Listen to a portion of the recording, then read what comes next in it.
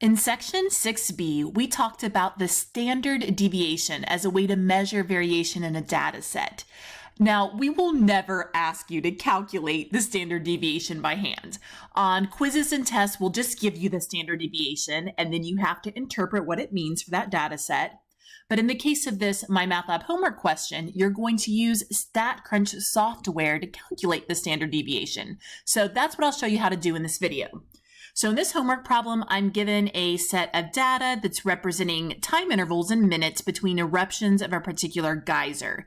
And at the end of this data set, I see two rectangular boxes. If I click on those boxes, there's an option to open the data in StatCrunch. So I'm going to click on that. And then voila, our data appears automatically entered into a spreadsheet. This spreadsheet looks much like Excel, but it has built-in features like calculators that make it much more user-friendly than Excel. So here's my time intervals in minutes. My data set's been organized in a column. That's going to be important. So go to your Stat menu and go down to Summary Statistics.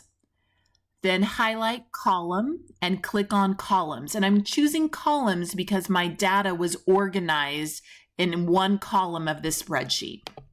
When I click on that, this pop-up window appears. The first thing I'm being asked to do is select which columns of data we want to use. Well, we only had one column of data. Right now it's grayed out, but if I click it, it's in this white box. Whatever's in the white box will be the data set that's being calculated by StatCrunch. Okay, now we have to just select what calculation we want StatCrunch to do.